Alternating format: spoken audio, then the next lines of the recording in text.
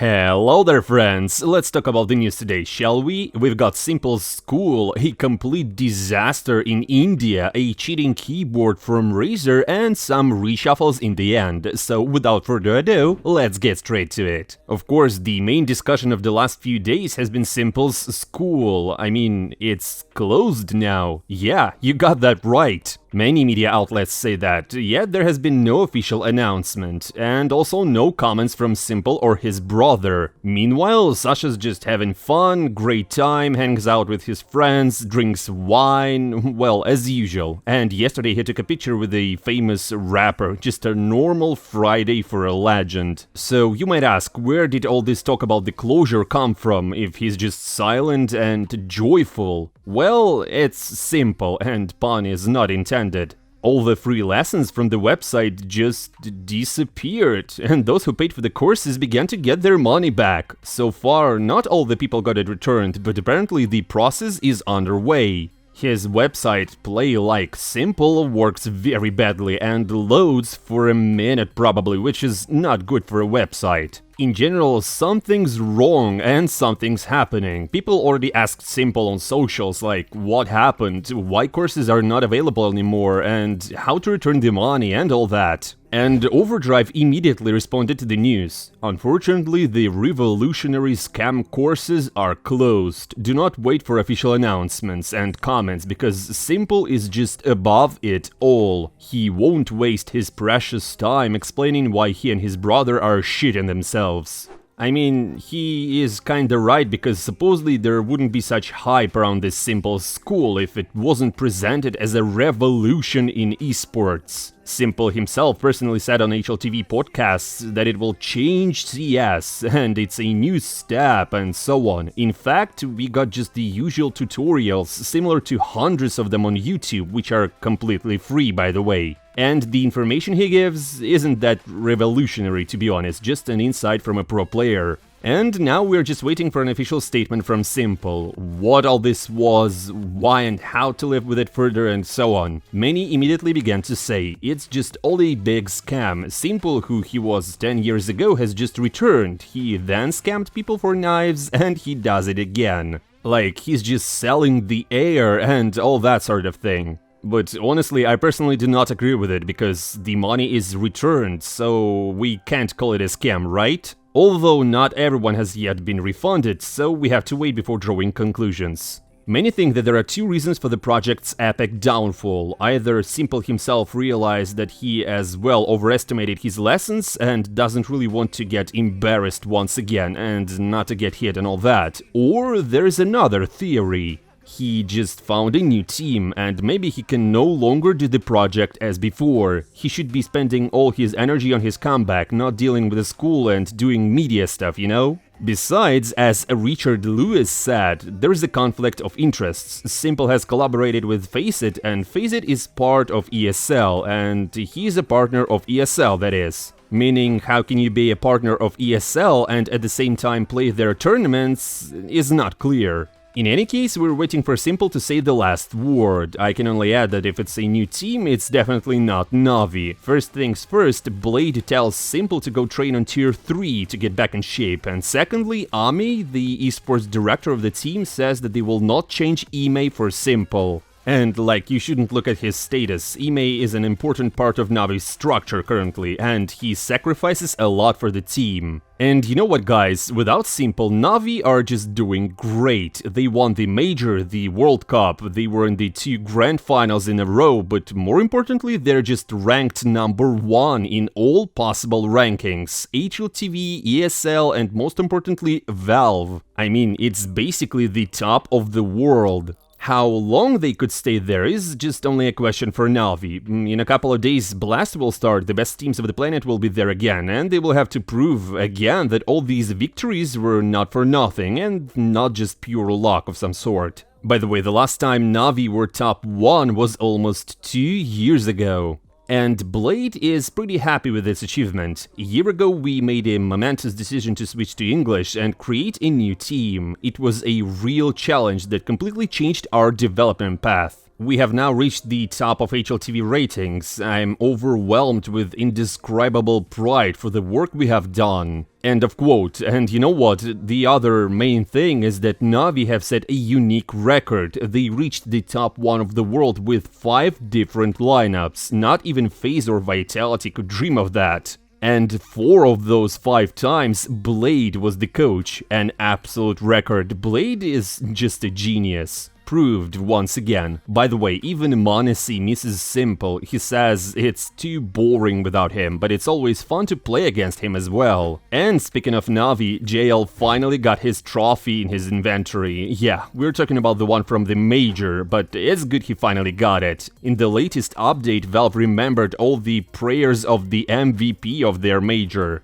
And since we're on the topic of the update, now you can climb short on Dust 2 solo because Valve added a box there, but I think you already know this without me. And according to the community, Valve did it not for the balance, but because pro players constantly complained about lagging boosts in CS2. You know, Robs was writing to the developers all this time about it, so instead of fixing the boosts, they just let him do it solo now. Can you imagine? Troubleshooting at its best. Another huge topic of discussion is the new keyboard from Razer, and at first sight it seems like a typical keyboard, but this one has pre-installed scripts, binds, configs, or whatever you might call it. Many bloggers and pro players have already tested it and say that it's just imbalanced.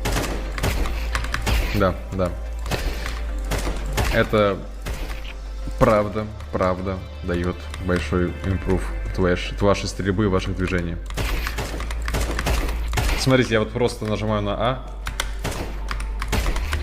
АД. Ну, короче, я всегда стою на месте, когда стреляю. Проблемы в стрельбе, когда вы во время стрейфа начали стрельбу, такого уже просто не будет, потому что для вас это все делает клавиатура.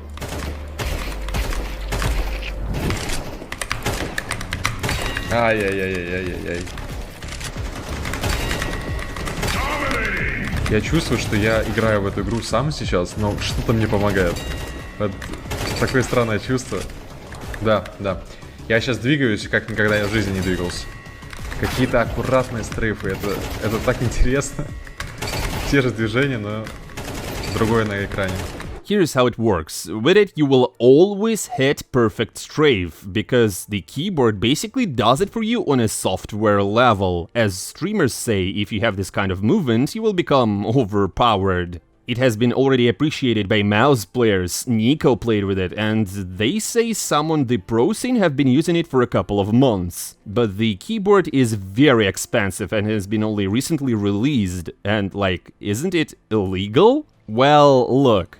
Everything is pretty simple here. Skillful people have already found a bind that does exactly the same, but within CS2. You just need to write a config file. Just Google it. You can download it or write it yourself. FACEIT officially stated that it is allowed, so I guess it's legal. I tried this bin this morning. Indeed, the movement changes and the feeling of your strafe changes as well. It's more convenient and easier, so to say. In general, you can try it yourself. Or if you've done it already, just let me know in the comments below. Or anyways, let me know what you think about this Razer keyboard as well. Another main discussion of the week is about the greatest ever CS tournament. It's in India right now, Sky Esports Champions. In fact, nobody would say anything about it if the organizers didn't shit themselves really hard. And bros, I'm not hating, it's just spitting facts, honestly. Look at it. First, they raised the prize fund up to $300,000, then they invited a lot of cool teams from tier 1.5 or tier 2 scenes. Also like Ants, Bleed, Eternal Fire, Bad Boom, Parivision, Aurora, Amcal, some of them even got to the majors. But it all didn't go to plan initially. Teams literally got into some kind of a chaos. Deco reported that they missed several flights in a row. Then it turned out that some kind of a new deadly virus was raging in India right now, and the outbreak was just 150 kilometers away from the tournament. Plus, this TO hasn't yet paid the prize money to the teams who played their tournament a year ago. All in all, everything was questionable from the start.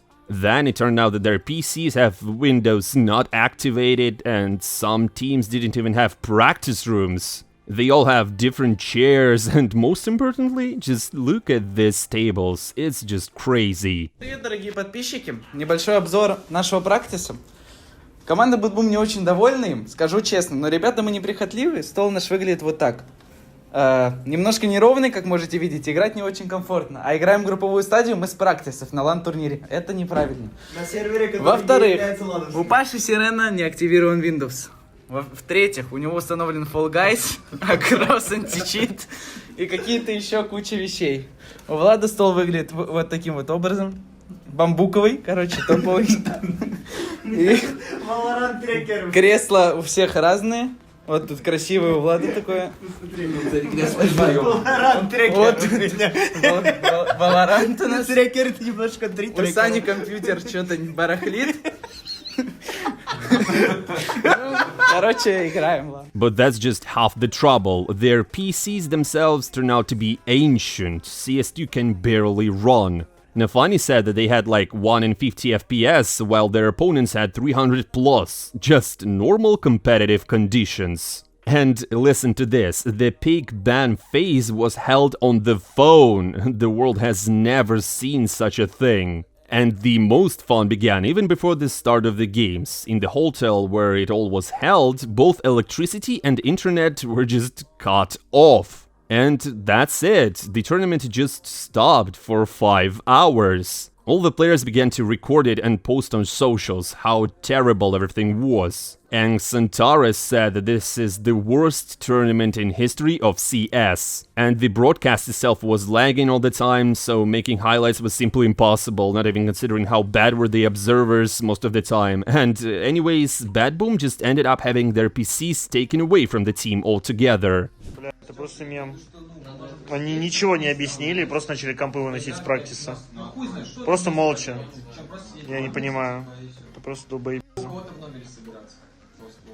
Всем добрый вечер, ребят. Хотели потренироваться? Мониторов нет, компьютер один остался на всю команду. Что ж, итог такой. У команды Bad Boom, Prevision, Аврора, у всех забрали практисы. Но это не самое главное. Так, на меня. Это не самое самое главное. главное. Самое главное то, что и Prevision, и команда Bad Boom, некоторые игроки, к сожалению, не разлогинились из Steam. Потому что не сообщили. Проблема в том, что если у меня еще есть шанс разлогиниться, вот мой компьютер, то Павел Сирень, в данный момент отсутствующий в этой комнате, Коврик один остался. у него вот, ситуация такова. Компьютер где, ребята? Нету. Сникерс есть. Moreover, it's held not on dedicated servers, but on the usual ones, so anyone can bring it down with the DOS if they just want. Holy cow, what else can I say? And when the power did turn on the first day, it turned out that it was just impossible to play. Everything was lagging, packet losses all over the place, infinite delays and more. So in short, it was decided that playing in such conditions is impossible, can you imagine? And Bad Boom decided to simply withdraw from this. They said that they're not going to play and will focus on ESL 1 Cologne. People also say that other teams wanted to leave as well, at least there were rumors, and the organizers made a general meeting, promised to fix everything and moved the games to the next day. Короче, записываю кружок в третий раз. Миша сказал, вот он, записать на языке людей, на языке фактов, так сказать. По фактам. Турнир проводится ужасно. Мы снялись, потому что не видим ни варианта тут сыграть нормально, потому что просто нет никаких условий. У нас следующий Кёльн, прок-румов тут просто отсутствует. Как мы будем играть в Кёльн без прок-румов? Хуй его знает. Турнирный оператор обещал одно, дали другое, мы приняли решение с него сняться. Все, kinda, как говорит мой тренер. Короче, это решение было сложное, но мы приняли такое решение. Спасибо большое, что наша организация пошла нам, наверное, наверное, пошла навстречу, поняла весь проект происходящего. И сказали, пацаны, вы правы, спасибо вам. Все, и вам тоже спасибо. And indeed, the next day was much better. New PCs, new tables, new monitors, a proper electricity and internet connection, but still there were a lot of screw-ups. For example, no admins in TeamSpeak, so people can do just whatever they want. Errors in official broadcasts. No pauses at all, the ceiling was leaking, but at least it was playable. It seems that the organizers almost begged other teams on their knees to stay and promised to fix everything. And the teams stayed. And you know what? On the other hand, this tournament affects your Valve rankings. It's giving a lot of points, and considering the level of teams attending, it's an easy score if you try just a little. But also, unfortunately, this tournament is basically the face of Indian esports. I mean, with all due respect, it's almost dead at the moment. And this tournament will just push away everyone. CS here will completely die, it's huge reputational risks, the investors will leave and so on. So in short, it will be a total disaster for the Indian CS. So the teams consulted and decided to give a second chance. By the way, no one came instead of BB, and the orgs just decided to count everything as technical defeats. Kickert was among those who stood up for the organizers. He said that this was their first experience and people were really waiting for a miracle, for which he immediately received a ton of hate, like it's just one thing to have small errors, another is to bring it all to absurdity. And Bleeds Kassad is also defending the TIO with all his might, promising to release a video where he will show everything and will tell the whole truth. Well, we just have to wait and see. I mean, partially, I agree. Pro players are used to all the good stuff. The sheikhs have spoiled everyone. Ask Danila, the legendary Zeus, in what conditions he played tournaments at the dawn of esports, for example. I mean, he can compare, and for a younger Zeus, this championship in India will seem like a fairy tale, but probably, honestly, it would be better to reduce the prize money in half and spend it on solving obvious problems. Anyways, it's live now, and we're already in the playoffs, so let's see what will happen on the stage. The broadcasts are still lagging, by the way, but it seems that there are no major scandals here anyways. The only thing is that a lot of people got sick, like Longs, Deco, also Result, so poor dudes. In general, I have only two things left. First, Boomich gave a huge interview to Shock, but I think you've already seen it. He's lost a lot of weight, he looks really handsome now, and he seems happy, and he's focused on CS2. Meanwhile, Gaming Gladiators have gotten Nikodos and Roche to their lineup.